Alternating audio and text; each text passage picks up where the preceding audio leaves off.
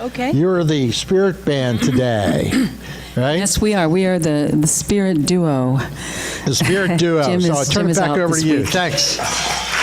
Everybody stand as you're able. Now it feels odd I'm seated the way you guys are standing, but pretend I'm standing.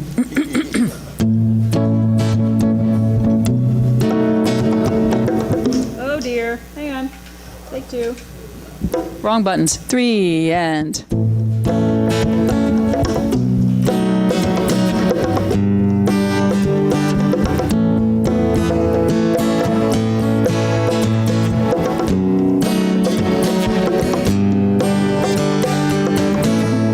I'm in the right place at the right time. I am just where I'm supposed to be. I'm in the right place at the right time. I am just where I'm supposed to be. I'm in the right place at the right time. I am just where I'm supposed to be. I'm in the right place at the right time. I am just where I'm supposed to be. Oh, my soul is welcome here. Oh, my soul is welcome here. I am getting the message loud and clear. My soul is welcome here.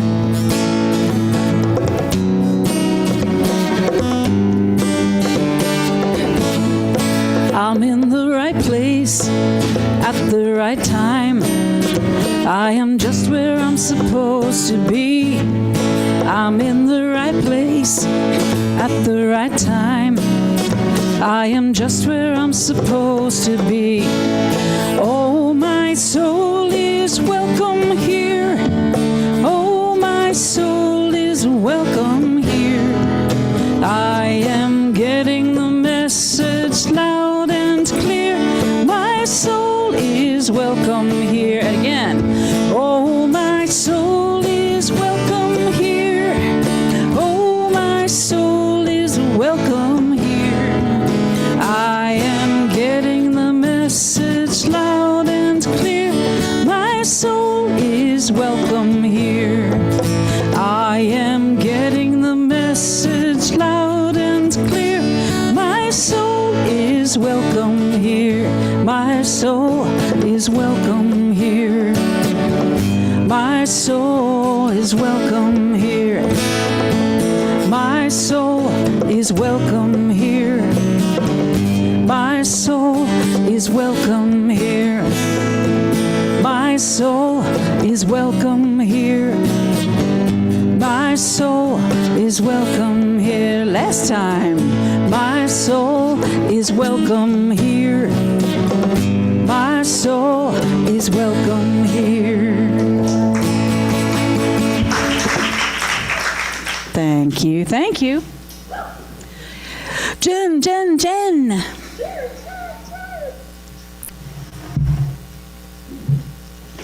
Good morning. Can you guys can hear me, right? Okay. I like to be heard. Thank you, Sharon and Bruce. Your message is loud and clear. So, good morning, everybody. My name's Jen Lyons. So, the theme for 2026 is open at the top. And the theme for July is whole no matter what. Whole as in W-H-O-L-E. We have to make that distinction. Today's topic, all good hearts, no bad parts. Prentice Hemphill shares this wisdom, and if you don't know who he is, they are an interesting individual. Healing is not a place you can arrive to. It is the ongoing work of enlivening our interiors waking up our souls. It is a commitment to mending and developing our emotional awareness and integrity. What an invitation. And Ernest Holmes reminds us, in the divine providence of good In the divine providence of good, salvation is unnecessary, but self-discovery is essential. We do not save that which was lost. We merely discover that which needs to be found.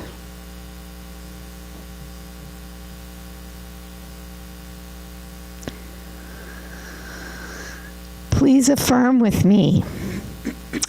I embrace and honor all of who I am. Okay. So I'm going to turn this back over to Sharon Bousquet, who's going to lead us with lovely, lovely messages. Thank you. You're welcome. You take that box with you? No, I don't think I do. Yeah. Yay, Sharon. Yay. Thank you. Thank you very much. So I'm in front of people every Sunday singing. And this is different. My butterflies have been very active this morning in my belly. I appreciate you all being here.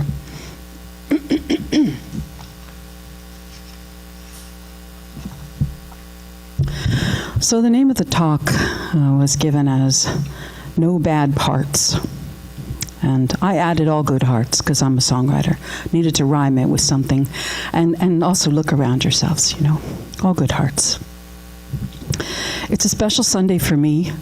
It's a holiday weekend, and it's providing me with an opportunity to share thoughts with my home center and the people who anchor it.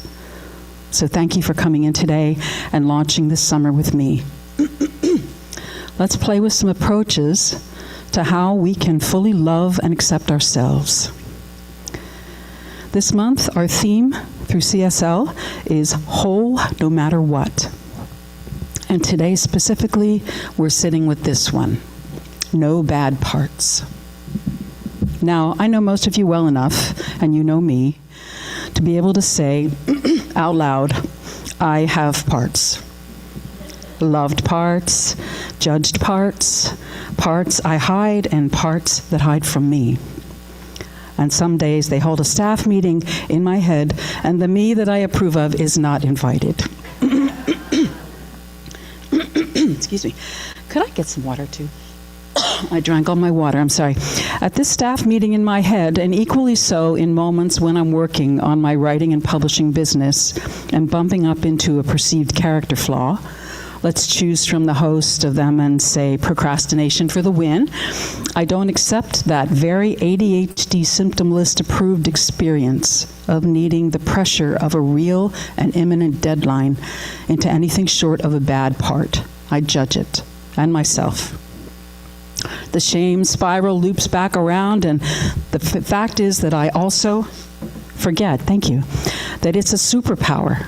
It's my superpower to be able to put things together very quickly and well, and then to deliver them with some level of finesse, and people would never know that it just came together an hour before.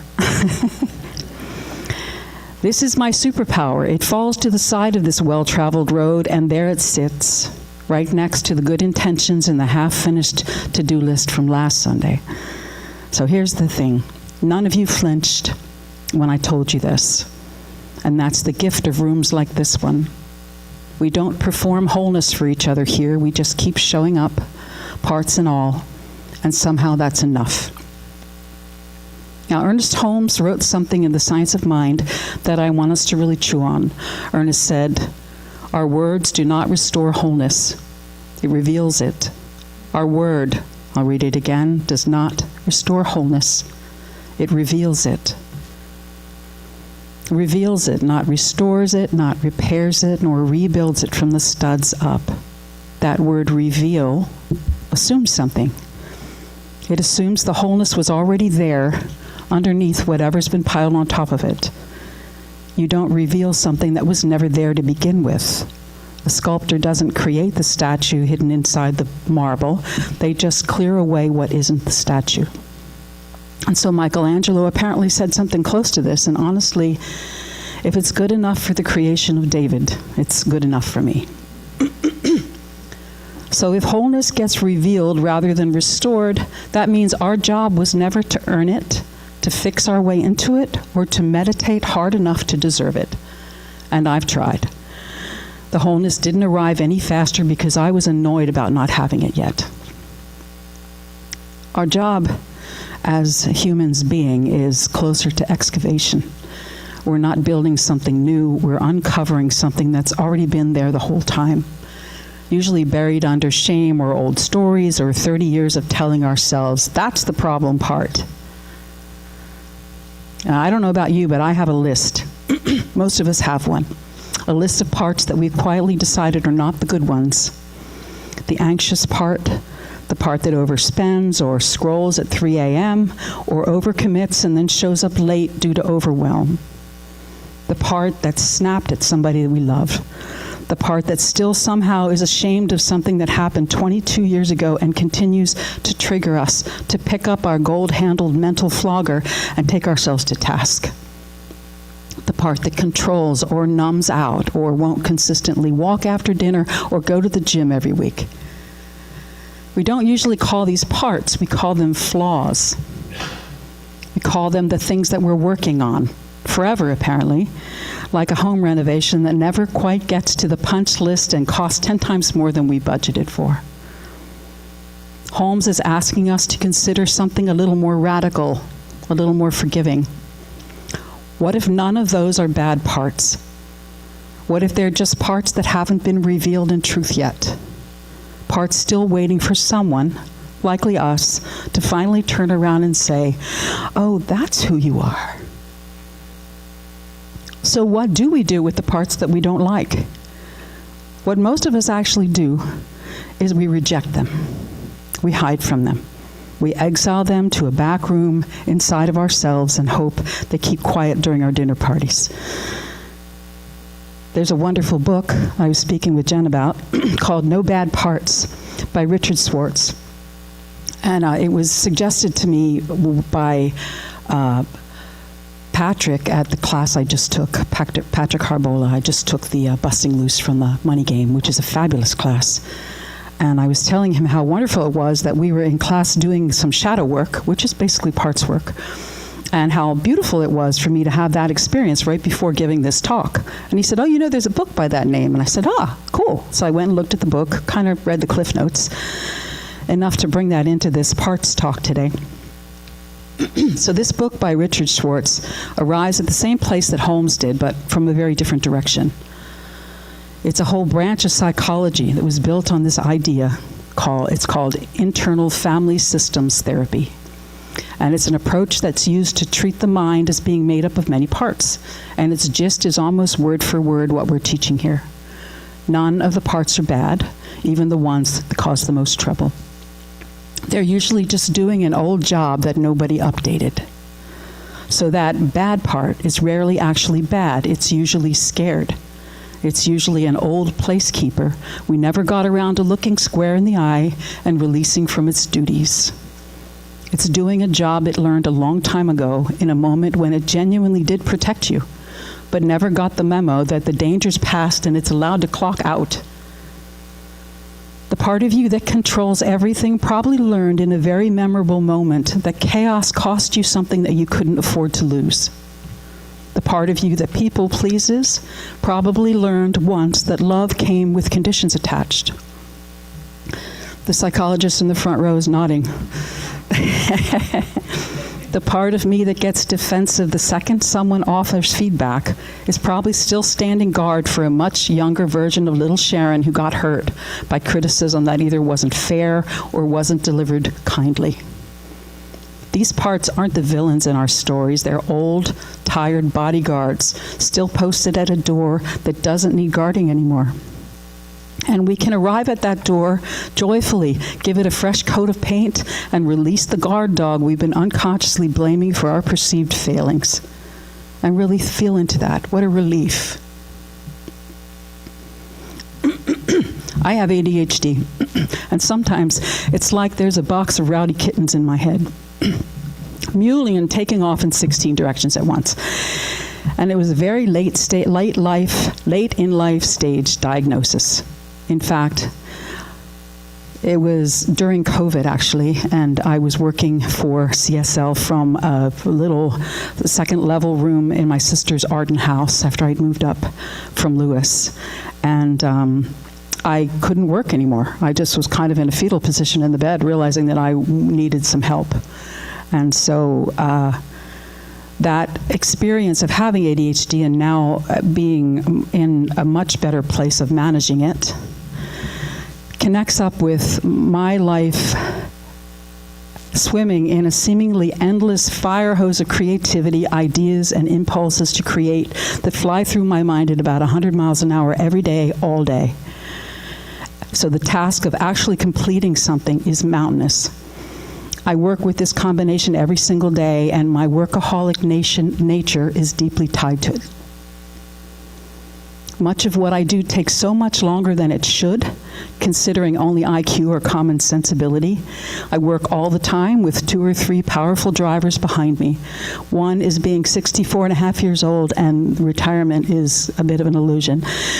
And so I push myself to make my new business financially successful on my timeline. And 2, I am still working to prove to the me that judges my uber-creative, ADHD-informed ways of living, working, and creating against some societal norm that I am not built to meet. What I notice, looking back at moments like that one, is how much energy it takes to stay at war with your own parts. It's exhausting.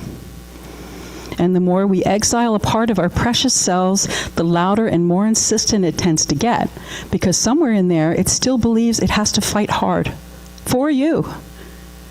And wouldn't you feel the same way if everyone kept blocking you out of the family photo? I suggest this reframe. What if we honored it instead? What would your life look like if you honored and loved all of your parts, even the ones you don't particularly enjoy? Not indulged or excused, but honored. There's a real difference between handing a part of yourself the car keys and just sitting down across from it and saying, I see you. I understand why you're here. Thank you for trying to protect me, and you can rest now. Honoring a part doesn't mean letting your anger drive. It means stopping, treating anger like a stranger who broke a window to get in, and instead recognizing it as someone from your own household who's been knocking for a very long time. In science of mind language, this is the law, applied to ourselves the way we'd apply it to anything we want to inspire to change. We don't change a condition by hating it into submission. I've tried that with my finances and with myself, and the results were about the same. We change it by recognizing the truth underneath of it and speaking to that truth. So instead of, I hate that I'm anxious, while focusing our displeasure on that part of ourselves, we can try, there's a part of me that learned to watch for danger, and that's you. You kept me safe once, and I release you now from that job. Thank you. Instead of, I'm just impatient and that's my flaw, or that's just the way I am, we can try, there's a part of me in a hurry to get to safety, to certainty, to relief. I honor your urgency, and I remind you and myself that we're already whole. There's nowhere left to rush to. That's not a fridge magnet moment. That's science of mind in its most practical form. What we hold as true about ourselves has a power to reveal the wholeness underneath. Holmes never said, affirm your way into a personality transplant. He said, reveal what's already perfect by changing our relationship to whatever's been blocking our experience of it. Now let's look at why this matters for community, not just for ourselves. I want to widen the lens for a second, because this isn't only personal work, it's us work that affects our community.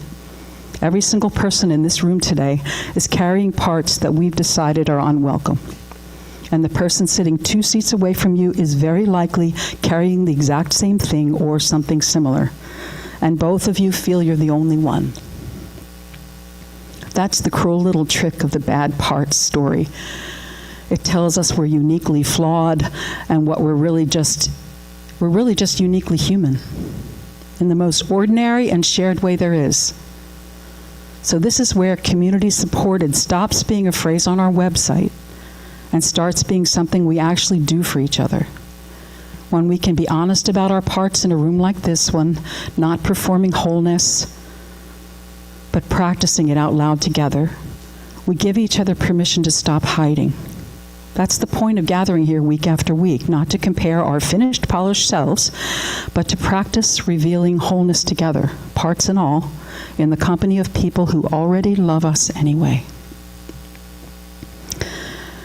So as you head out of here today, back into the week that will absolutely hand you a few good opportunities to dislike some part of yourself, try this. The next time one of those parts show up, the one you'd normally judge or shove down, pause.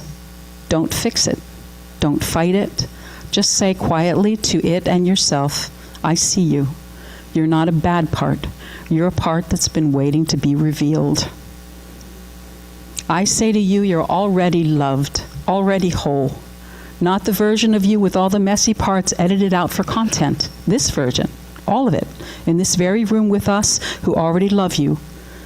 How blessed are we to have the opportunity to know this truth in community and inside our own magnificent selves. Let's close together. Everyone, close your eyes, hand on your heart. Please repeat after me. We speak our word, knowing it is the activity of truth. Right now. We declare that within each person, there exists fully and completely a wholeness that no part of us can ever damage, diminish, or disqualify. That no part of us can ever damage, diminish, or disqualify. Every part we've judged, every part we've hidden, every part we fight, we now see clearly as a part of the one life. Thank you. We release the need to fix ourselves into wholeness, knowing wholeness was never lost. We let this word do its perfect work, and we release it, knowing it is already done. And so it is. Thank you. Blessings. All right, Bruce. Switching places here.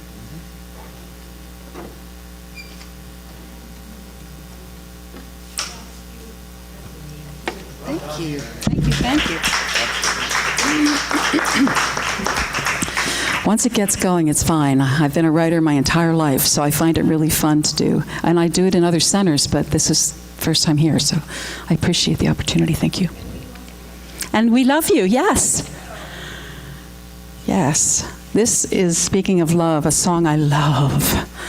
I invite you all to just enjoy.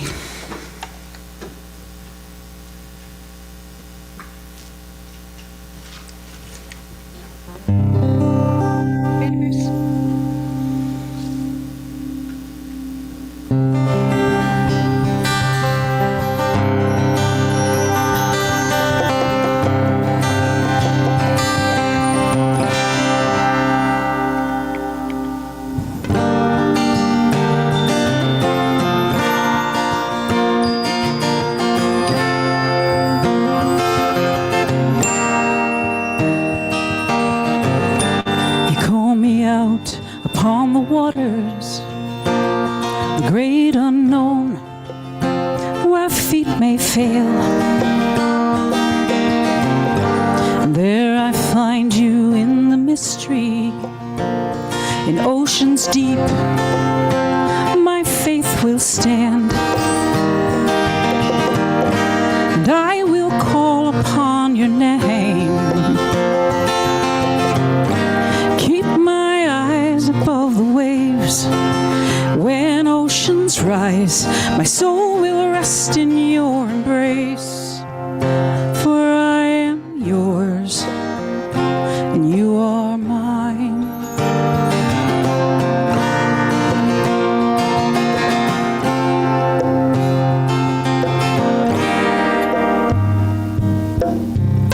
Your grace abounds in deepest waters. Your sovereign hand will be my guide. Where feet may fail and fear surrounds me, you've never failed, and you won't start now. So I will call upon your name. Keep my eyes above the waves. When oceans rise, my soul will rest in your embrace. For I am yours, and you are mine.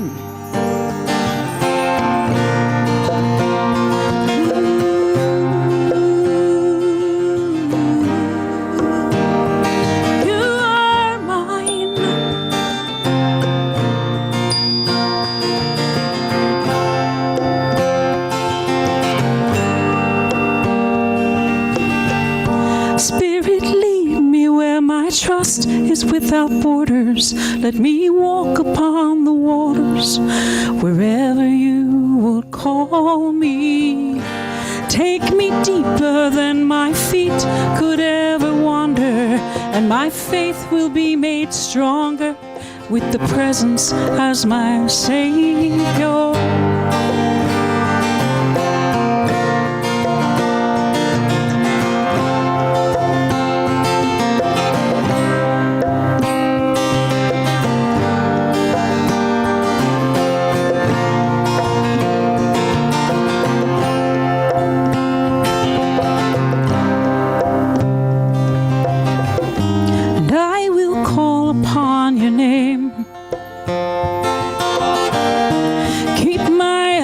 Above the waves,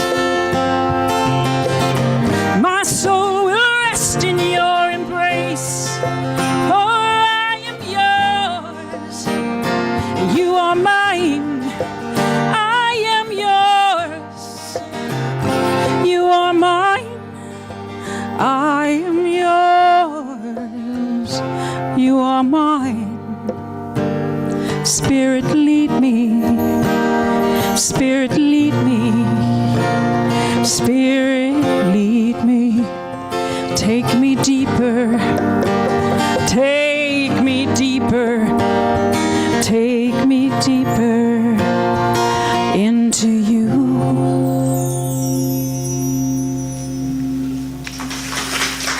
Woo. Thank you. I love that song so much. Hard not to cry. That's by Hillsong United. It's called Oceans.